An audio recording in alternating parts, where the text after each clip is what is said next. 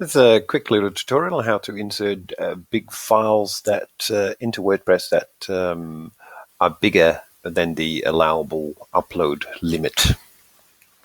So there's one or two ways, probably more actually. A very quick, easy way is to just put in a link to the file you wish to include by means of URL. So that's method one, using a URL. All you need to do is add media, insert from URL, and put in the URL that you uploaded your file to. Or it could be an external URL, like a YouTube video, for instance. In this case, though, I've already uploaded something. So, white elephant records.com.au/WP content.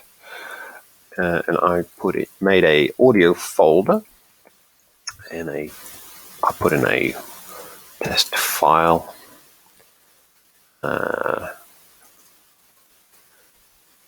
MP3.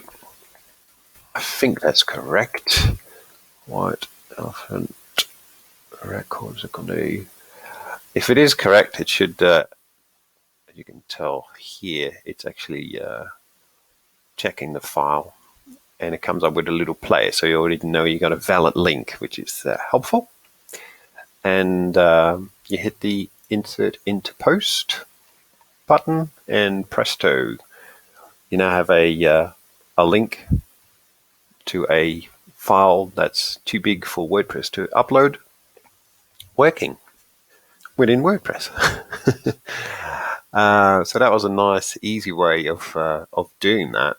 And just to give you an idea, I've got in this tab, I'm looking in the I'm looking at the file manager, sort of an FTP program, to check where our files are. So in the public HTML folder is where WordPress lives.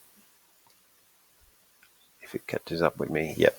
And then there's a variety of folders, but where your content goes, it would be in the WP content folder.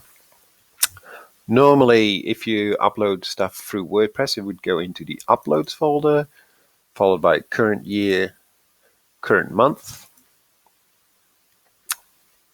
and files like images and whatnots would appear in here. If we want a file to live within the WordPress file structure, but the file is too big, we can use a different method called the add from server method. Again, we go to add media. In this case, add from server. And from here, I'm just clicking on the content folder. So as my top level folder, I put in the WP content folder. So WP content, this file structure here, audio plugins, themes, etc. You see replicated here, audio plugins, themes, yada yada.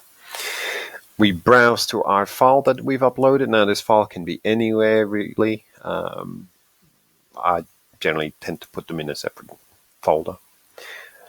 And tick your file you wish to import, hit the import button.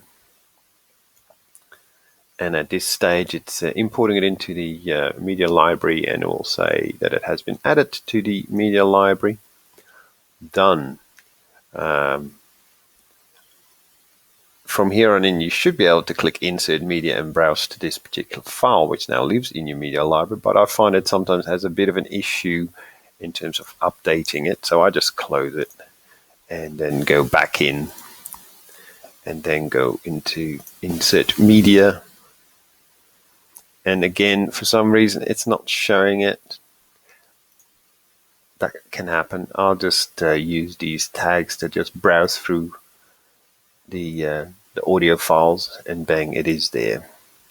I think what I may have done is at the point where you import the file, you can tell it to import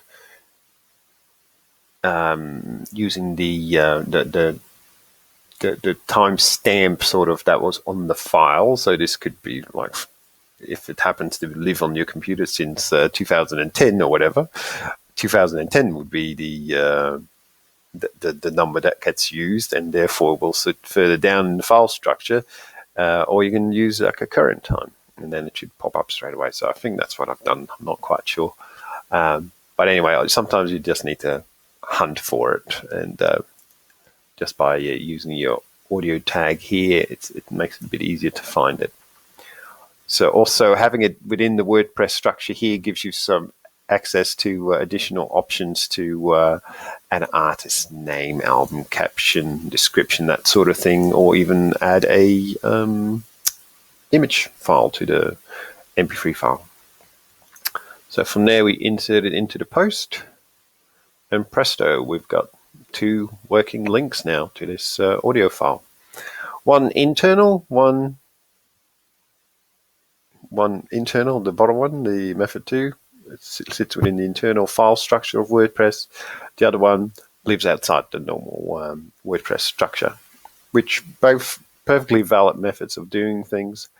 There's advantages to having it within the file structure and advantages to having it outside the file structure. If you have a multitude of MP3 files, you may find that like when you're backing WordPress up, the file size gets really big real quick, and that may be a reason for using external URLs, or URLs can be external and internal, as you just saw. Internal meaning from your own website, external other websites like YouTube, that sort of stuff. But if you want to have it in the WordPress library, use the add from server method, and then it will get you the extra options. You can also add it, get to these options by clicking the edit button, and you've got some details here and some more options as to what you want it to do. And if you wanted to change artist name, say for instance, you can just go to the media library. Yes, we'll leave this for now. Go to the media library, find your file you uploaded, edit it, and it will give you all the extra options like the caption, description, artist, album. You can even add down here where it says feature image, you can add a little image to it. So say this was the image, for instance, you can add that to it, and it will automatically be embedded in the MP3 file. So yeah, just a few extra options there, and 2 ways of doing the same thing basically. All right, hope this helps.